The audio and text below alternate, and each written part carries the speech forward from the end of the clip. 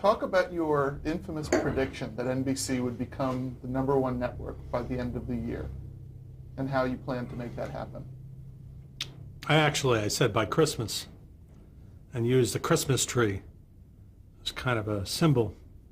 And it taught me never to make predictions. From that point on, I never ever would do it again. But I had made a prediction. I got there in June of '78 and said that they would be #1 by the end of '79. And that was just a mistake. I shouldn't have my enthusiasm, and I was always very enthusiastic.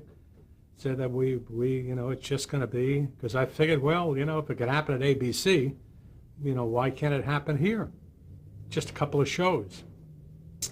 And again, it taught me never to make predictions. And it also taught me, before you open your mouth, to get a pretty good sense of what it is you're talking about. Because I really didn't understand, how bad the situation was over there in terms of, it was really the decay of a company. It's once grand company. It almost manifested itself in when you walk down the hallways there, and they needed plastering, and it was just the whole place was so run down and grimy, and it was, and that was kind of symptomatic of the company.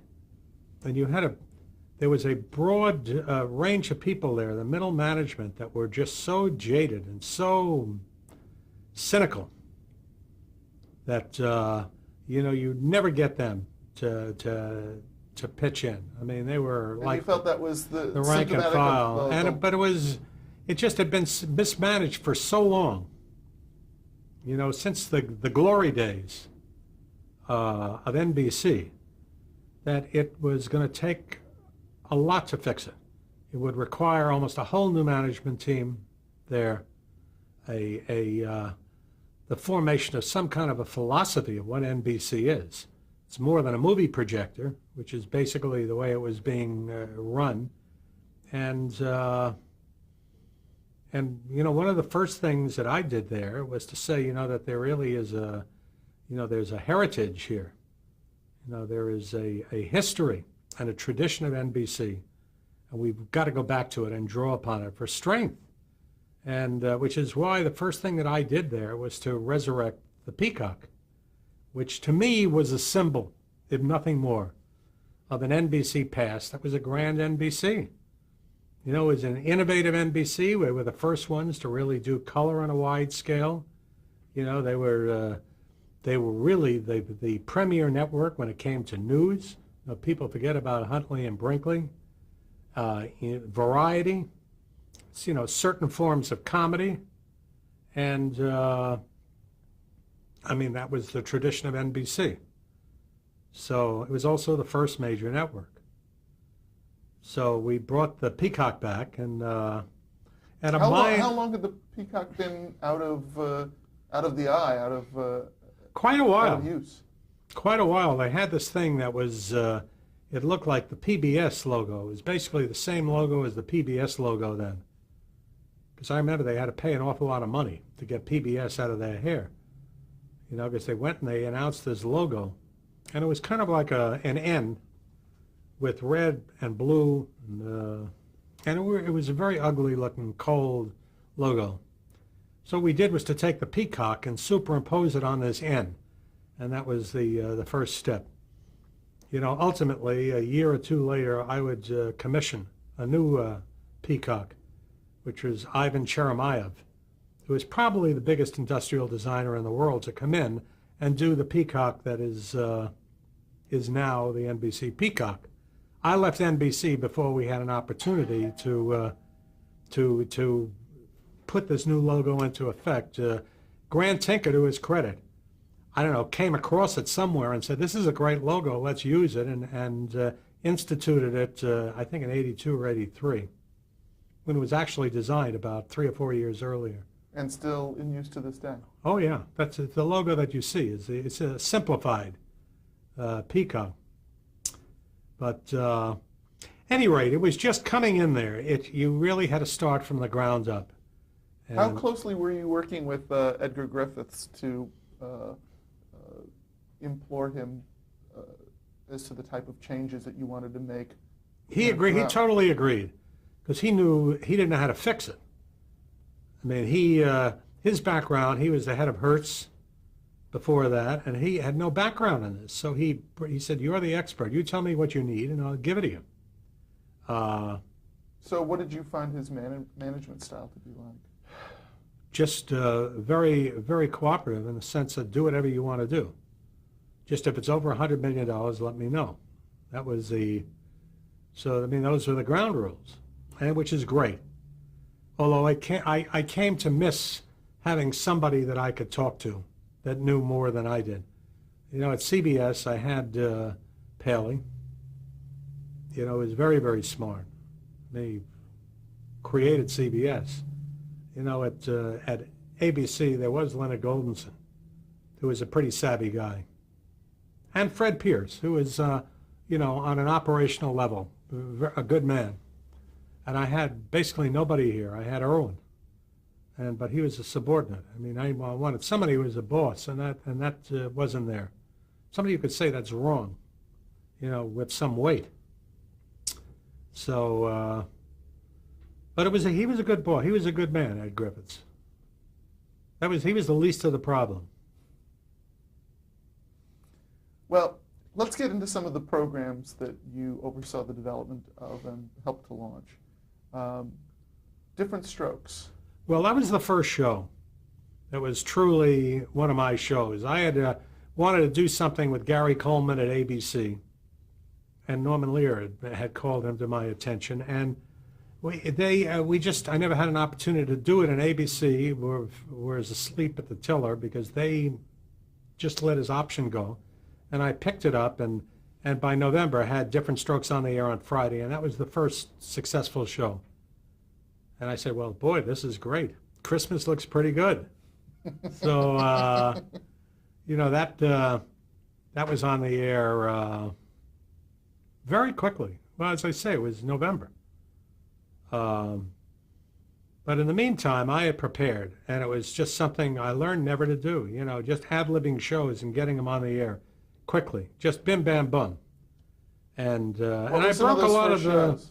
Well, I put together a map because the schedule was so weak in September. We had to get out of those shows as quickly as we could.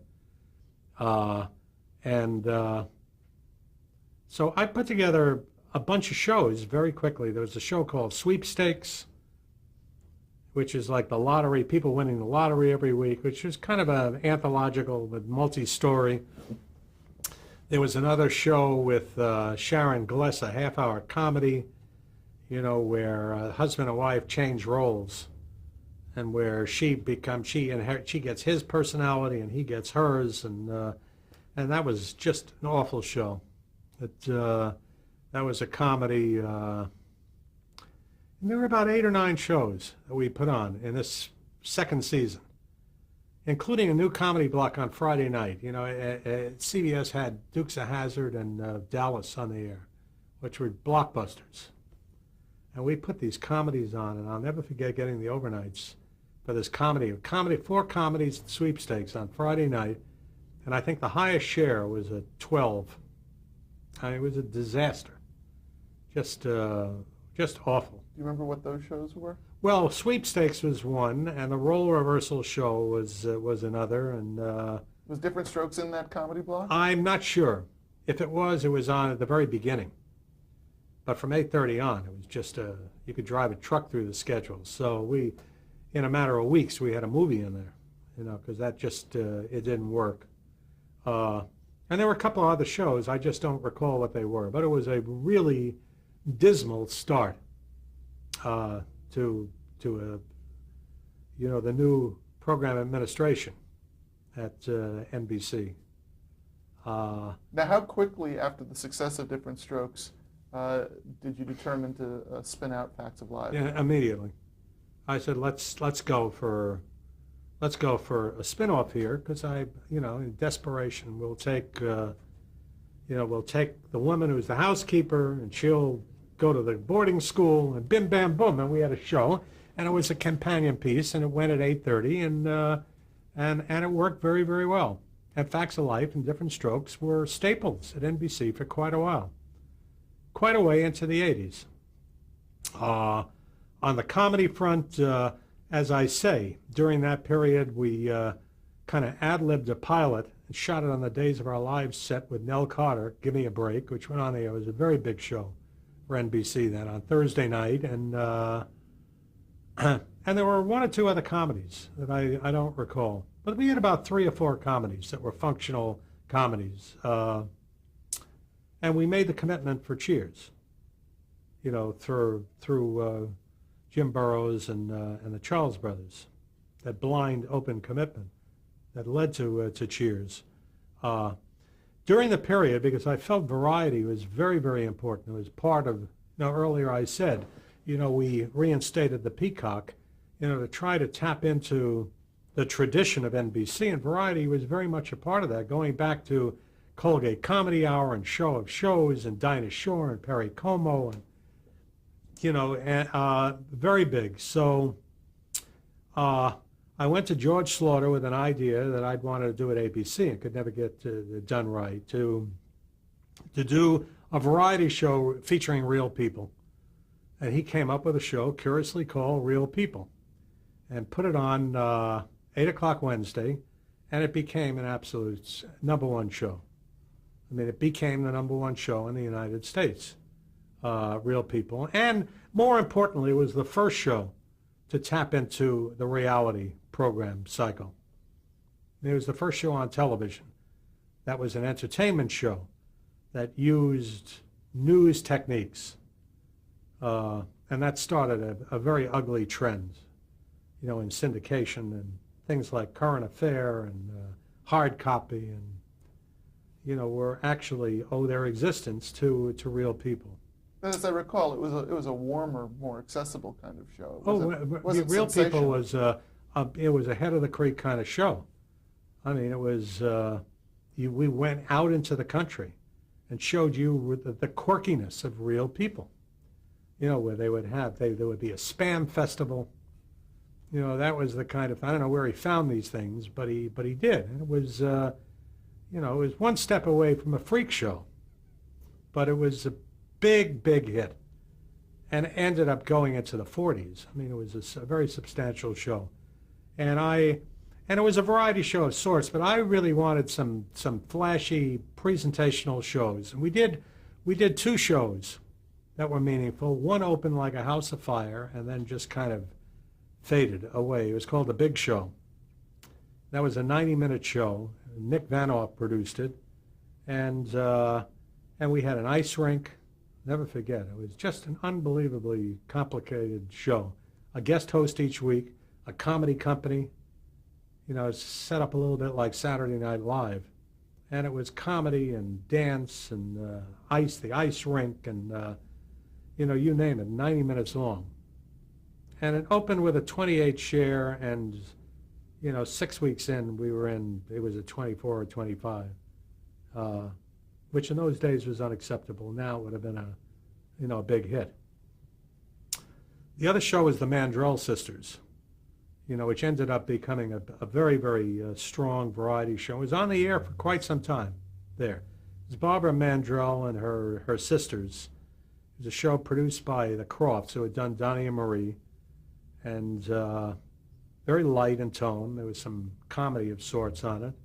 Puppets, life-size puppets, no ice rink. And it was very successful. Very, I think it was on for 3 or 4 years. So that did work. And we experimented with some other things, but you know, that was Real People and the Mandrells were the shows that really stuck. Now, there was another personality that you had believed in, and you made a point of bringing into the network. Talk a bit about David Letterman. Right. Well, I had met David when he was doing stand-up for an award that I got. I think it was the Anti-Defamation League Award in New York, and he was the MC. And I was very impressed with him. kind of met him in the men's room afterward and thanked him, and we struck up a little conversation outside the men's room, and brought him in. And ultimately, I said, you know, we ought to let's put him on the air. You know, let's. The Tonight Show is the #1 show, so we're certainly not going to take the Tonight Show off. And you know, we were very early in the contract with Tom Snyder, so we couldn't. There wasn't much we could do there. Let's put him on. Get rid of these geriatric game shows in the morning. We'll put him on. It'll be like Arthur Godfrey. We'll develop a family of people around him. We'll have Ed Newman do the news on there, you know, live from the stage. And we put him on the air, and he did a really good show. I think he won an Emmy for that show. But it was the wrong show at the wrong time. I mean, the daytime audience just rejected it. And the moment that the affiliates felt that there was real weakness there, we started to get major defections. You know, my friend from Group W, McGannon, you know, he was the first one to go, all of his stations. And we were losing the network. And so first I cut it back to an hour, because it was 90 minutes a morning, and I just couldn't stand the pain. I mean, the pain of just seeing it all disappear. And I went back to Merv Griffin, hat in hand, and got the Wheel of Fortune back, which he had already sold into syndication through King World. So I had to go back and pay dearly for what we had and cancel, you know, to get the game shows back. But I decided that this was my era, not David Letterman's, and signed him to a major deal. I think $1 million guarantee a year for him, for which I got roundly criticized. You know, Sally Bedell from the New York Times had just written a book about television in the 70s, and I was the principal character in the book. And she was out selling the book, saying, and look what he just did. He just signed David Letterman for $1 million a year. You know, talk about fiscal irresponsibility. And but at any rate, it was a good thing to do, because shortly thereafter, you know, he did take the late night spot at 12:30 and was an enormous hit, you know, for NBC, and the rest is history. Another historic deal that you made, and you've touched on already, but maybe we can just plumb it a little bit more, is the deal that ultimately brought Hill Street Blues to life. Talk about where the idea for this show originated and how much input you had in its early development. I came up with the original idea. I said, I want to do Barney Miller as a drama. And I said, I just saw recently the movie Fort Apache. And I think if we do a show like that, you know, that can be a big hit. It's brand new. And I talked to Brandon and his cohort in comedy, Michael Zimberg. And they went to Steve Bochco. It was then Steve Bochco and Mike Kozel. I mean, it was a team. And they agreed to do the show if there would be no interference. And we said, absolutely not. And they wrote a great script. They produced the pilot. Best pilot I've ever seen anywhere. Just a sensational pilot.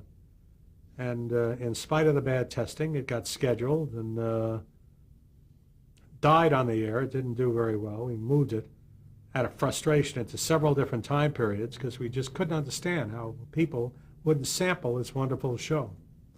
And this is one of the few shows that we did that got good press, and I determined very early in the game that no matter what the ratings are, it's going into a second year, you know, which it did. And then it started to get some traction. You know, what did it? We're winning all those Emmy Awards, and now people really started to talk about it. And that basically it got on the air because we attracted a couple of it was a good idea. It was brand new. It had never been a show like this that mixed comedy and drama in quite that way. And we had the right people doing it with no interference. And that's the way all shows should go on. Well, I'm sure you knew it was coming, but we're going to talk now maybe about some of the less auspicious accomplishments at NBC. Um, let's get the big one out of the way. Let's talk about Supertrain. It was a good idea then. It's still a good idea, to do a show like that. It was just Talk about the development of it and why you think that it didn't work. this was actually Paul Klein's idea. The idea to do Super Trains, one of the few times I agreed with him, about anything. And I said, that's a terrific idea. Let's do it. And we went to Dan Curtis, who went on after Supertrain to do Winds of War and War and Remembrance. So, I mean, he was a pretty good producer, but he kind of lost his way on this one and just felt that the way to do a series like this is to just throw money at it. So we had a set that cost about $10 million to build. You could have built a railroad station for what they did at MGM. It just was a great idea that was terribly executed. I mean, that's about all I can say. For our first show, the guest star, the best that we could do is Steve Lawrence to be the guest star. This multi-million-dollar series. And I'm not denigrating Steve Lawrence, who I think is very good and very appealing, but for our first show, maybe, we could get a little bit more star power there. So it was, fact is that the show opened with a 38 share. I mean, it had a very strong opening. And it opened, there was a blizzard that year, so everybody in the world saw it. I mean, it was a big, big rating. And then the shows were just lousy shows, and it plummeted. If I had it to do all over again, I think it's a great idea to do a drama. It was what we attempted to do was Hitchcock every week on a train, but to do really good suspense stories with some humor. And it was a good idea. We just didn't have the right people to execute it. I seem to recall one story where you got so incensed at the excesses when you went down to visit the set. I kicked the locomotive, and nobody told me that it was cast iron, and cracked my toe. I mean, they build a locomotive with, out of cast iron. To show you, when it could have been paper for all the audience cared. So that was quite it was very highly publicized. But the fact is, it was a show that didn't work. They made it sound like it was the second coming, and and that the failure meant that the RCA building was going to fall down. It didn't. It didn't really happen, and we ended up losing maybe $4 or $5 million on it. It was not. The stories that you hear are a little blown out of proportion. Talk a bit about Pink Lady and Jeff. Pink Lady was an attempt to crack that Friday night lineup on CBS. We struck out with the comedy block, and I had great success with the variety shows, at the other networks with Donnie and Marie and Sonny and Cher and Tony Orlando and the Mandrells, and I saw a picture of these girls. They were #1 in Japan, very, very cute, and put them together with Jeff Altman, who was a very rising, up-and-coming comedian. Got the Crofts, who knew how to do this kind of a show. They were doing Mandrell. They did it with Sonny and Cher. No, with Donnie and Marie. And what I didn't know, and nobody on my staff ever pointed it out until they got there, was that they didn't speak English, which presented a little bit of a problem in terms of producing this show. And we got it on the air. It was actually, the show wasn't a great show, wasn't a disaster. It was a credible show, but it wasn't credible enough to go against Dukes of Hazzard. I mean, it was as simple as that. And I think our initial commitment for the show was 6 or 8 hours, and we played the 6 or 8 hours, and it was replaced by another dog. Do you remember what the other dog? It was called 96, which was 69 inverted. It was a very, very sexy Australian serial that we did an American version of with Paramount. And that also met the same fate. I mean, it was like, Friday night was just going against a brick wall. Going against those CBS shows. But I think that the thinking behind Pink Lady was, that to go with a very urban variety form opposite the Dukes of Hazzard, very young and appeal, was the right thinking. It just wasn't the show. Talk about developing Sanford and how this show compared with the original Sanford and Son. Well, we made a deal with Red Fox. I made a deal with Red Fox at ABC, which kind of, when I think about it, it's kind of ironic because the deal at ABC with Red Fox brought Sanford to an end, and then he had to leave Sanford at NBC, and I brought him back to do Sanford at NBC. And it was a moderate success. I mean, it was not. I think the show it was in the high 20 shares. And I think we kept it for a year and a half, 2 years, as I recall. Obviously it wasn't father-son, and it was an attempt to go back to something that I think time had really passed by. Everything was just a little old. It was a little stale, and it basically was a filler for us. We teamed him with a young man by the name of Dennis Berkeley, a big, heavy-set guy. He played one of the bikers in Mask with Cher, and very appealing, but it was kind of a contrived relationship. Certainly wasn't nearly as natural as father and son, and it got another comedy on the air for us, which was good. I wish that it was as good as what Sanford used to be. Talk a bit about how BJ and the Bear and Sheriff Lobo were received. Well, BJ and the Bear was a show that was there when I got to NBC, and it was, believe it or not, compared to all the other crap, was a little ray of light there because it went on the air and it was fairly successful. It wasn't exactly the show that you'd go and you'd say, "Hey, I got BJ and the Bear on my network," but it was a cute show. It was Greg Evigan and a chimp riding around in a big truck. So we got the first year out of it, which was a show for, I think it was on Saturday night. And it's counter programming to the Love Boat. It did pretty well. And I had this brainstorm. I said, well, the second year we'll do really well. Let's take a cue from my ABC years. We'll put 7 lady truckers he hires. It'll be BJ and the 7 lady truckers. And we cast these 7 beautiful girls, and he went gallivanting around with these. It was him and the chimp and these 7 lady truckers.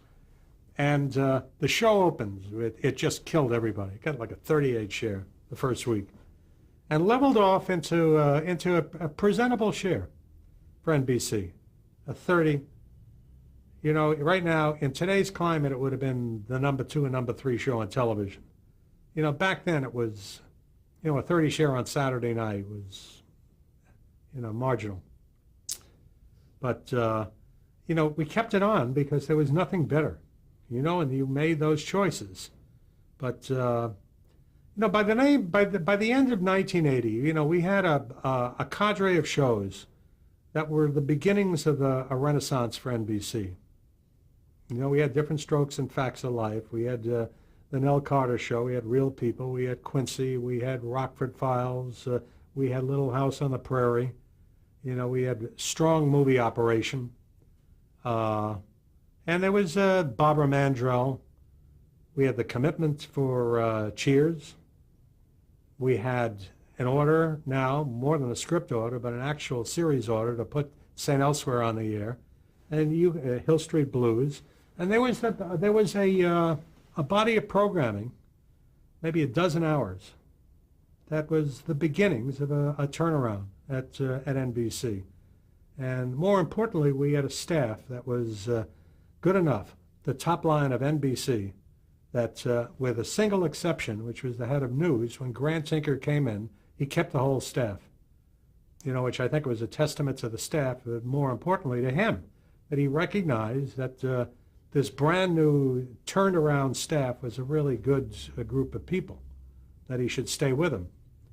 And much to his credit, he stayed with the staff. He used these shows as cornerstones.